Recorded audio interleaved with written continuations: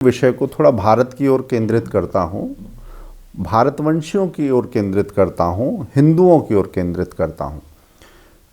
आज विश्व में हिंदू फोबिया, हिंदुओं के प्रति घृणा, ऐसे मामले लगातार बढ़ते हुए दिखाई दे रहे हैं और इसको एक नैरेटिव की ढाल, एक बौद्धिक ढाल देने का काम भी कुछ लोग कर रहे हैं।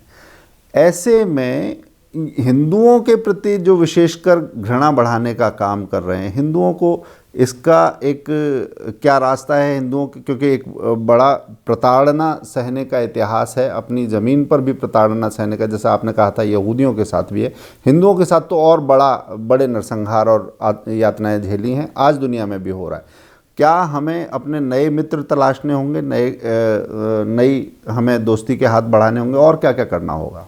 देखिए, मैं कहता हूं कि इतने वर्षों से और 1000-1500 वर्षों से जो हिंदू हम आर्य अथवा हम भारतीय, हम सनातनी जिस प्रकार के प्रहार झेल रहे हैं, आक्रमण झेल रहे हैं, उनमें अब ये नया आक्रमण आया है कुछ सालों से साम्यवादियों का, और वो नए नए प्रकार के विमर्श खड़े करके नए नए प्रकार के नैरेटिव्स खड़ा करते हैं। वो कभी कहते हैं कि देखिए ये तो धर्म हिंसा वाला धर्म है, दुर्गा के पास कितने खड़ग हैं, राम के हाथ में धनुष है, शिव इनका त्रिशूल लेके चलता है, हनुमान इनकी गदा लेके चलती है, ये जबकि बुद्ध अच्छा है।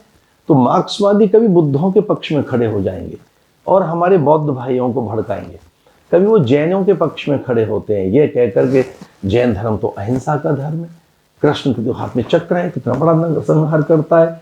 तो मैं आपको ये कहना चाहूँगा, जब आपने कहा कि नए मित्र तलाशने होंगे, अब ये एक संघर्ष का समय है, बड़ा एक ऐसा समय है कि जब विशेषकर भारत में, तो मुझे लगता है भारत का ये आने वाले 2, 4, 5, 10 वर्ष भारत की दिशा और दशा तय करेंगे।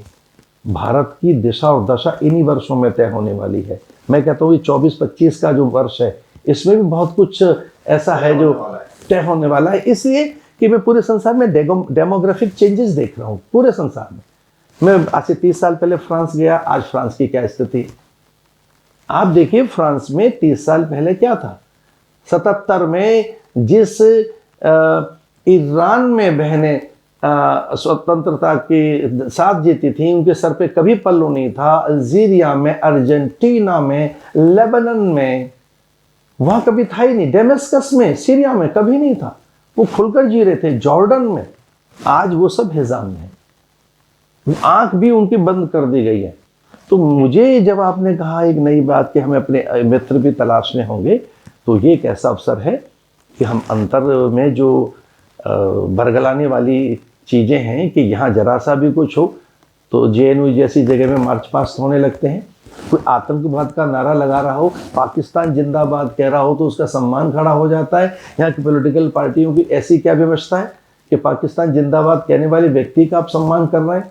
ऐसी क्या व्यवस्था है कि कोई मस्जिद पे झंडा खड़ा कर दे पाकिस्तान का और आप उसका सम्मान करें? पॉलिटिकल पार्टियां। तो अब भारत को यह तय करना होगा कि यहाँ अंदर कौन कौन से कसाब बैठे हैं, उन्हें भी ढूंढना पड़ेगा।